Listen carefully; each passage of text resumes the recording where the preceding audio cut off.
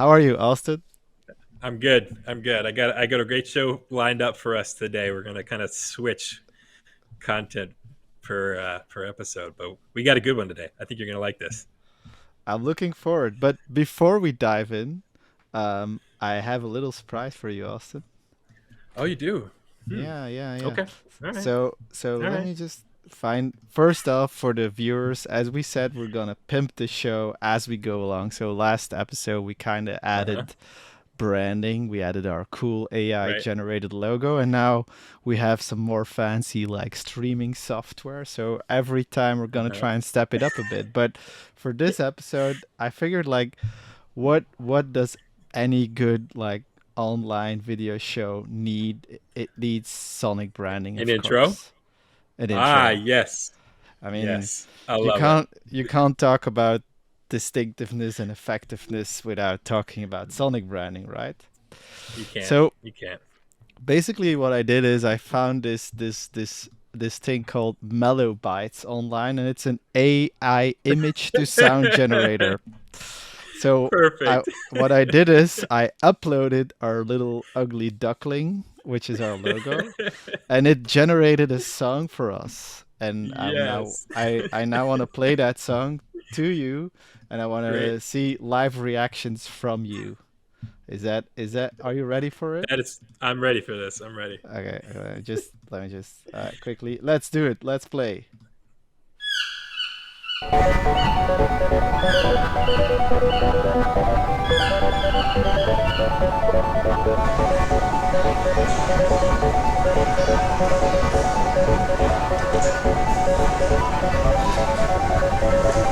Does it ever end? Does it just keep going for 2 hours? I have no idea. I haven't listened to the full the full, but I love like the little squeaking duck sounds. That's great. I mean, it Play picked it play up it on it. again, and I Yeah, will play it again, and we'll talk an intro over this. All right, yeah. let's go. Welcome to Hey, the BS show with Stef and Austin. the most Are you shittiest ready? show on the internet. I love Okay, it. voila. We got that out of the way. I think it's oh my Great. god, Oh, stop there it playing. goes. Oh, yep. I think you should Oh, just keep it playing throughout the entire yeah, that broadcast. I could be think cool. I that'd be just great. messed up our little overlay, but we can adjust this so people. Great. We kind of broke the screen with this, but okay. Now that was it for the jokes. Now if Am you I supposed to see? Am I supposed to see our little overlays or no? you should, yeah, don't you? Huh. I do not. That's weird. Let me see here. Anyways, it's looking really good, Austin. Weird. All right. Well, I will take your word for it.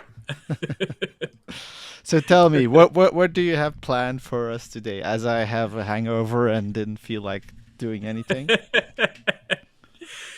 So, for all of you Breaking Bad and Better Call Saul fans out there, we are going to analyze Saul Goodman's brilliant advertising strategy and see what we think about it. Oh my god, I love it. Well, I'm a fan of the show, obviously, Good. but Good. also Good. very meta of you to go for that kind Yeah. of topic. So yeah, Hmm. what should we see first? Okay. So this first. First of all, for those who don't know Breaking Bad and Better Call Saul, it's okay. It's still going to be a great show for you. Okay.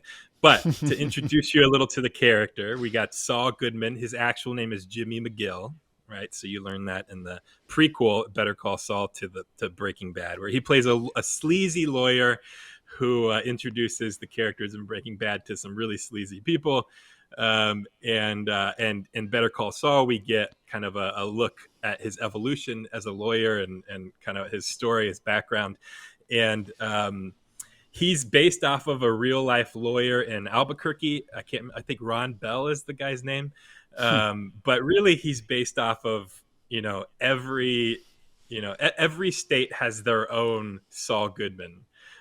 So I lived first in Arkansas, and then now I live in Wisconsin, and I have seen two different lawyers have two different personas, and have been watching their commercials for years. So everybody has this wacky, cheesy, lawyer. Heard in a car wreck, call so and so, right? And so the show the character is Saul Goodman in Breaking Bad, and then the show Better Call Saul is based off of this, the behind the scenes of this wacky lawyer that people see on TV. So to introduce the first video in the show Better Call Saul, he starts to work. Long story short, not going to be any spoilers here, but he works for a kind of prestigious class action lawsuit type law firm, and they have aired commercials in the past, and this is one of those commercials, or at least this is the style of commercial that they've always released before. So we're going to play this one first. Let's watch. If you or a loved one is a resident of a Sandpiper Crossing facility or similar retirement community, you may be eligible to receive compensation. Residents of some Sandpiper Crossing or similar retirement communities may have been overcharged for goods and services. In partnership with the law offices of Hamlin, and McGill, the law offices of Davis and Maine are working to help those who have been overcharged by their retirement communities. For your free consultation, call Davis and Maine at 505-242-7700. That's 505-242-7700. So what happens in the show is he sees this commercial. Saul Goodman sees this commercial, and he's like, what's going on here? And his little assistant is saying that they spent hours and weeks and months having meetings about how fast this little blue orb should be, and what it should look like, and all of these things. And Saul is like, no, there needs to be a little bit, something special in the commercials that we're doing to try to get these specific clients to join in on a lawsuit, and they're old people. So he decides to target them in their homes while they're watching Matlock. And this is the commercial that he comes up with. My husband and I scrimped and saved for so many years. We did our best to build a nest egg so that we wouldn't be a burden to our family. After Ronald passed, I moved to an assisted living facility, a nice place. They told me they'd take care of everything, but then one day they said all my money was gone. How could that be?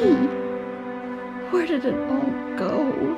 If you or a loved one is a resident of a Sandpiper Crossing facility or other associated retirement community, you may be eligible to receive compensation.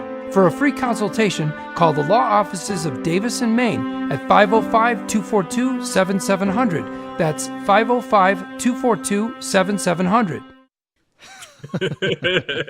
So what are your initial reactions to these first two commercials, Steph? What are you thinking? I mean, the second one is like definitely a lot more on target in terms of, I mean, the audience it's for. It's a lot more emotionally engaging. It got my attention quickly. The first one, kind of funny though. It did stand out in its simplicity, like just the voiceover and the text. It also has its own little charm. So I wouldn't per se know which one was the most effective, but I would guess the second one was just a tad more attention grabbing. Right. Now let me ask you this: have you ever seen a commercial like the first one in Belgium? No, I haven't. Okay, so these are actually pretty common here in the States to just have, Really? It's like mesothelioma, or it's, asbestos or something, and there's some sort of class action lawsuit, and you see some sort of really simple text screen that talks about, being injured or hurt or whatever by whatever the thing is they're trying to get clients for. So it's like we don't have money to produce something, but we just have money to put it on TV. So the production budget is like super low. Right. So to me, it's very targeted towards people that are at a particular retirement home. And so to that extent, the people that are actually going to see it, who are at one of those retirement homes, are going to obviously remember that, they should be paying attention to some sort of trickery that's been going on in their lives. So from that standpoint, it would probably work. Right. But let's say these were just two commercials for the law firm itself and they weren't for a particular class action lawsuit, then, you see a lot of, at least a while ago, when people used to watch live TV and when that kind of style of commercial was really popular, you would have seen quite a bit of these, and it probably wouldn't have stood out too much for you. But then the woman in the black and white, which is also kind of a common trope of lawyers, cheesy acting, right? Emotional appeals in the States. But it would have definitely stood out a little more and would have caught your attention more. And I think the big one right Yeah. there is attention to me. So now that he's working for this law firm and he wants to do these commercials, but he kind of is restricted by the brand that he's advertising for. Eventually he goes off on his own. I'm not really giving any spoilers away, since in Breaking Bad he is already on his own. Yeah. But this is the first commercial that he decides to recruit a bunch of college film students to film for him here once he goes off on his own. And to important piece here, I guess, is that he's gotten into elder law because old people love him, he's realized, and so now he's decided to be a lawyer for old people. And so here's his next commercial. So basically he found like a solid niche, and then he really Exactly. is building Yep. his tribe in that niche, which is a very Exactly. smart play by this man, obviously. Let's watch. Definitely. You are the greatest generation. You didn't start World War II, but you sure as heck finished it. And if that weren't enough, you sent a rocket 300 feet tall to the moon. Now, in your golden years, you need someone looking out for you, someone you can trust, a man who says what he does and does what he says. When you need someone to count on, Give me Jimmy! Gimme Jimmy! Gimme Jimmy, because Moxie is in such short supply these days. Jimmy McGill, a lawyer you can trust.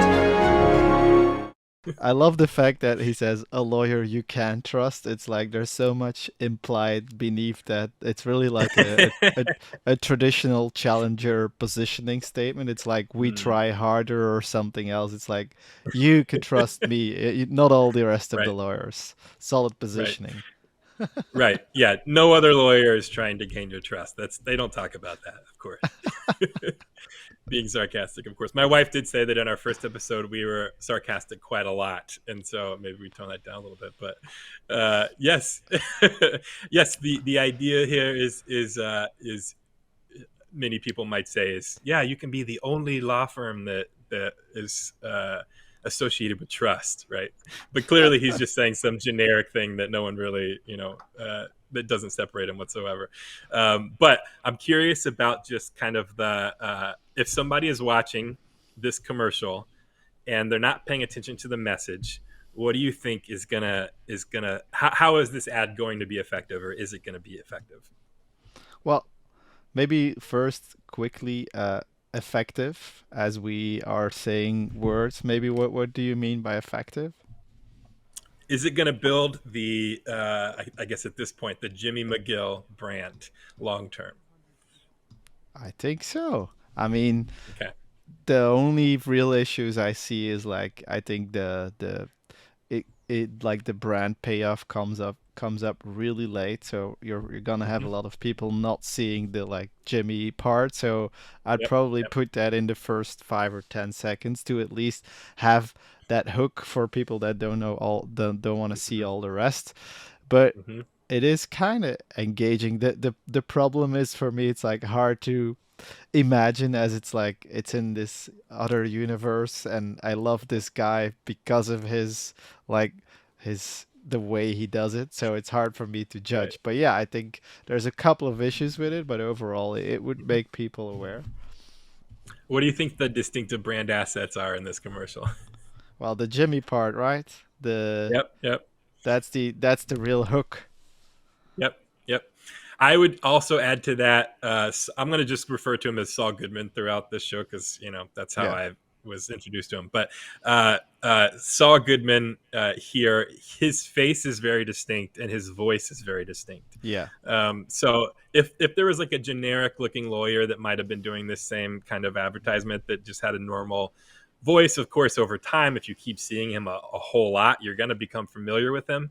But I think that with the actor who plays Saul Goodman in both of these shows, he's just a very distinct looking person and has a very distinct voice. And so I think that also certainly adds a bit.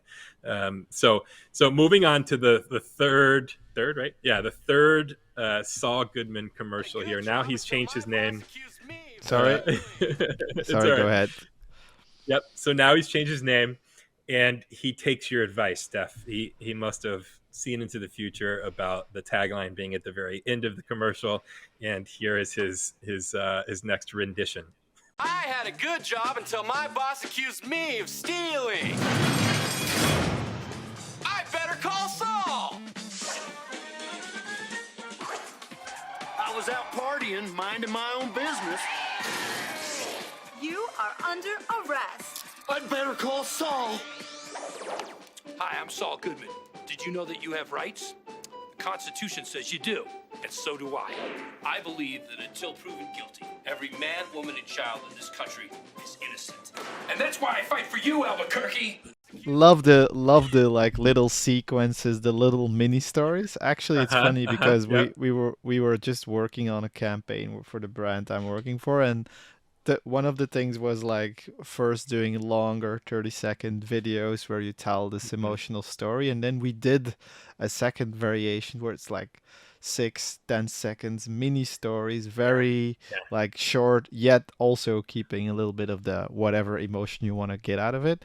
And it was really a lot more effective. I mean, obviously in digital spaces that's even more because you have less time to get the attention. So I'm thinking these ads would work a lot better in today's YouTube pre-roll ad. Like you only have 6 seconds. Yeah, that's actually really interesting. That's good. Yeah, so they can keep this campaign going for well into our age right now. Yeah. Oh yeah. Yeah. It's super. You It's also will super notice clear. Right. You will also notice that after every story, there's the Better Call Saul, right? So he's doing that. He's also showing his face at the end and his voice. And then, of course, the cheesy green screen and bad acting is going to get anybody's attention. You know, they might laugh at it, of course, and not take it seriously. But, you know, many people, I think, would take this seriously. Maybe not, you know, the commercials themselves, but because they know the name Saul Goodman in the future, they will likely, whenever they're in some sort of scenario where they need a criminal lawyer. You've noticed that he's transitioned from elder law to criminal law. I haven't seen the last season, so I don't know how that happens. But so he pivoted, yeah. or he pivoted. shifted. He rebranded himself. He repositioned himself. He found a new tribe, which is actually, if you think about it, that's what a lot of like startups and scale-ups are doing. Like they come out with this idea, we're gonna position this that way, and then they realize, well, that artificial idea about how we were gonna do the market didn't work out, and they look for new audiences, and this is basically what Saul is doing, trying to find better product market fit. So I told you that every state in the United States has their own Saul Goodman, and likely several Saul Goodmans, whether that's a lawyer or a car dealership or like a sporting goods store. And I did not want to disappoint my local Milwaukee fans. And I also wanted to introduce you and all of the foreigners out there and all over the world internationally to our local Saul Goodman. And his name is David Gruber. Let's take a look. One call, that's all. It means a lot. One call, that's all. That mean they gonna take care of business, man. Just what it says. One call, that's all.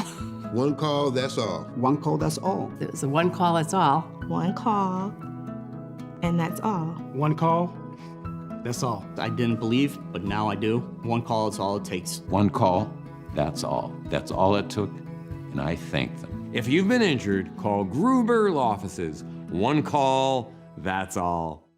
You're driving along and then it happens. You get hurt in a car wreck. After your car wreck, the insurance adjuster may show up at your door and try to tape record you. Don't say anything. Call us first. It may mean the difference of tens of thousands of dollars or more. Don't say anything and don't sign anything until you talk to Gruber Law Offices. Remember, if you've been hurt in a car wreck, call Gruber Law Offices. One call, that's all. What are your thoughts of David Gruber here, Steph? Oh my god, it looks so trashy. Like I mean, I think even this might be cultural context, but here, I mean, we're not used to seeing any type of that ad. So for me, I think it's even more like what kind of scamminess? I don't think lawyers are even like allowed to behave or advertise like that here. But so it feels super trashy. I do love the one call that's all moment. Right. Yeah. So let's pretend that it's not cheesy and sleazy and trashy, okay? Because there are a lot of people that will not call him because of that if they're hurt in a car wreck, right? Yeah. But then there's also other people. He offers free advice, so there's a lot of people that might just be like, I'm not going to go with him as my lawyer, but I can at least like see, do I need a lawyer? Do I need to take this to the next level?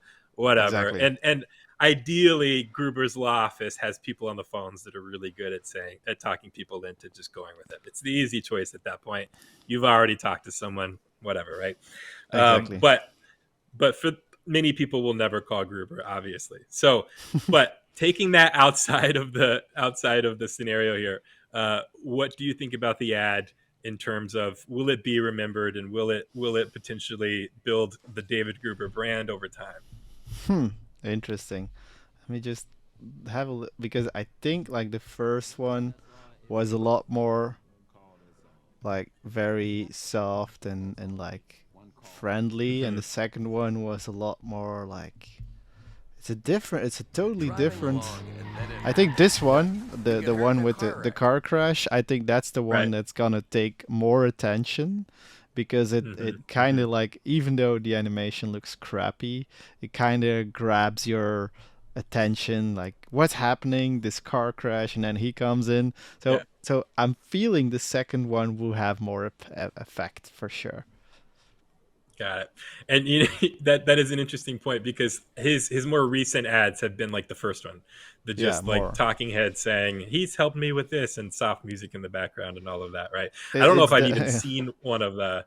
I think the hurt in a car wreck thing, or the whiteboard one happened before I moved here. I've been here like 3 years, and I didn't see him until I moved here. But within a month, I knew who David Gruber was. I mean, every time he came on the TV, I laughed. And the funny thing about David Gruber is he's been doing these ads for at least 13 years from what I could find. The earliest ad on YouTube was from 2008. And I have no idea how long he's been doing it before then. But he has stuck with this tagline, one call, that's all, the entire time.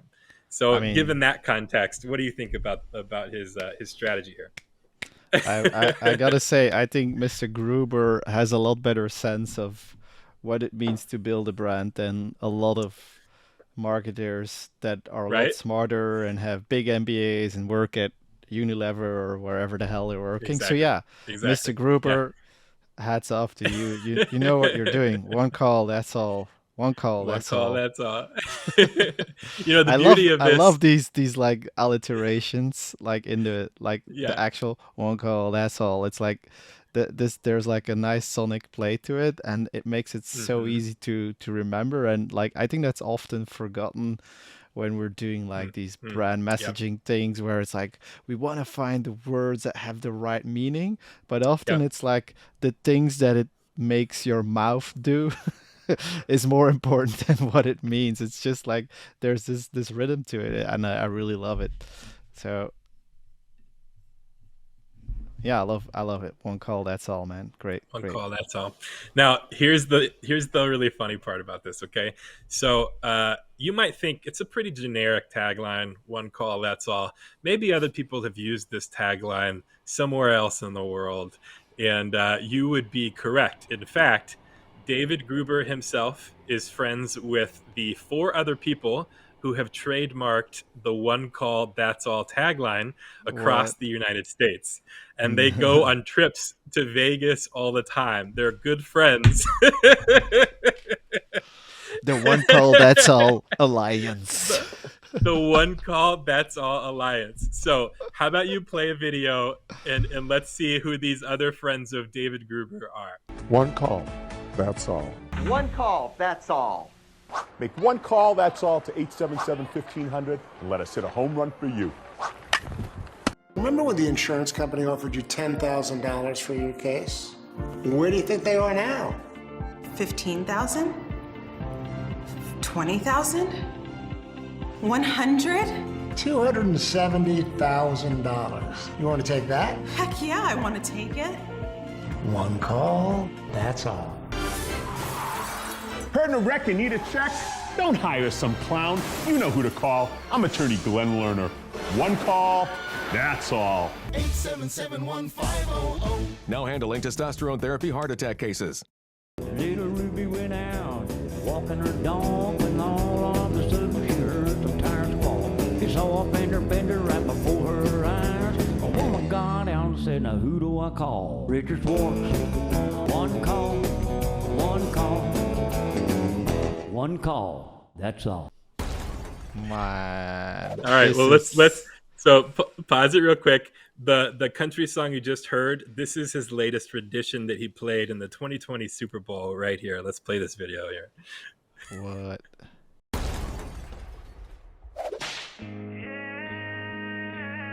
Oh, when she got hurt, you need to call Richard Schwartz. Get that money. Call him. If you hurt on the job or in an accident, you should know that you're not alone. Call Richard Schwartz, he can help with that. All you gotta do is pick up that phone.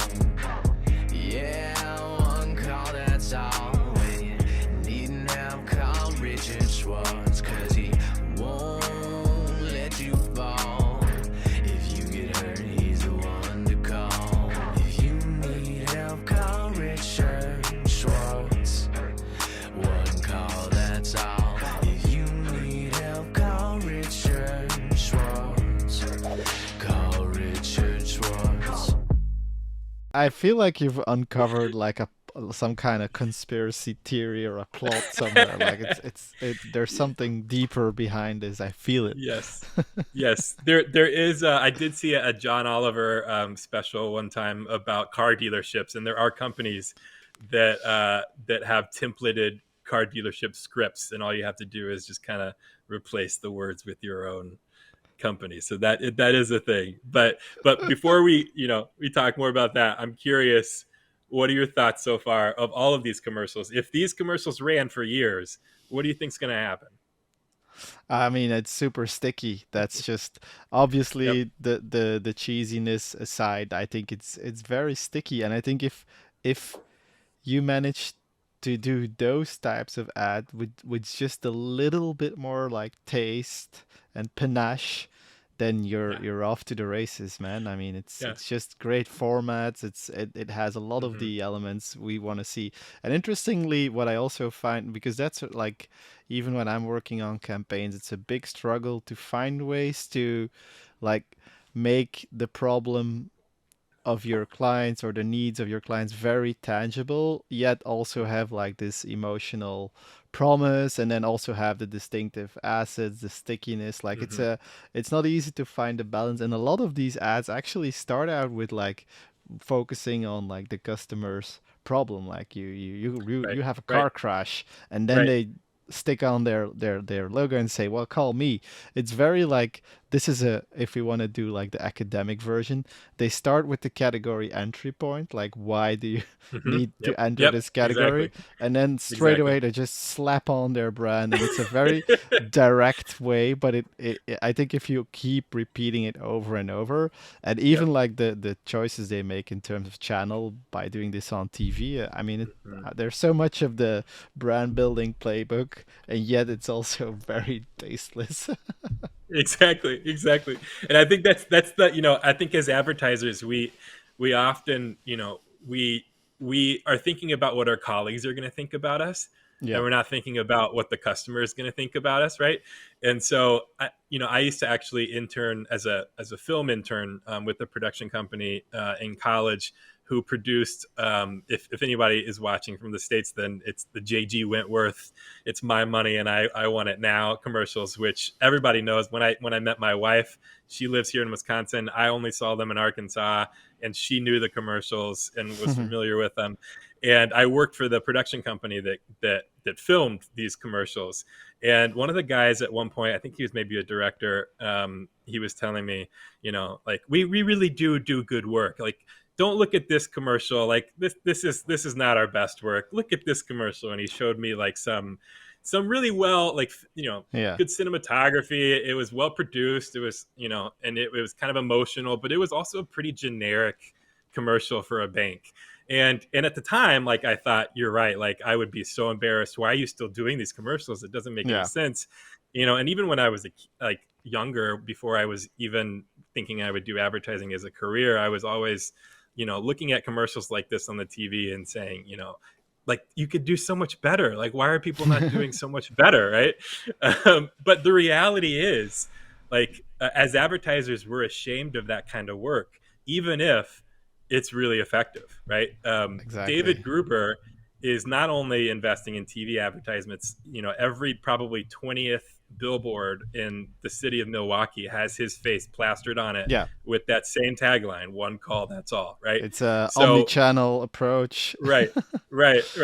So, like, sometimes we don't need to go to the extremes, but we also shouldn't be ashamed if we do make a commercial like that, because that's what the client needs and it makes sense for them, because there's even though it's a really cheesy and we're worried about what our colleagues would think about a commercial like that, sometimes we have to block out our colleagues and just say, okay, well, what's going to actually be effective, and I think that's why I wanted to bring all of these ads to the table, because Saul Goodman is a trope, but he's a trope because a lot of people are doing these commercials and they're doing it and they're making a ton of money with their law firms making these commercials. I mean, I don't know David Gruber's net worth, but I can guarantee you he likely has the largest law firm in the entire state, maybe even in the region. Right. Yeah. So make fun of them if you want, but they work. Now we as advertisers, we can look at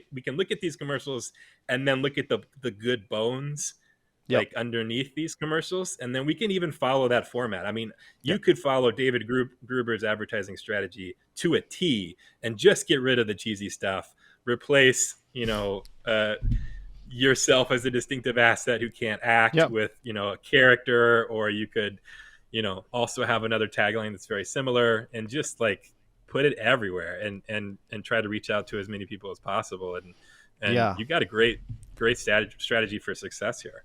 This is like, it's super interesting. We see, like, I think a lot of people in marketing and especially in advertising, we look at like these sites like Ad Age and Campaign, and we see all these wonderfully Cannes awarded like ads out there, and this becomes like the case study for success. But like, this is one of the most interesting case studies for success. It's like people that have these solid businesses that have been doing it for years. I mean, if it wouldn't work for them, they would stop, right? The consistency is the argument here. It makes complete sense. That's a good point. And also, like, one thing I wanted to add for people that like want to even get deeper into this topic, there's a whole book by Paul Feldwick. It's called How Does the Peddler Sing?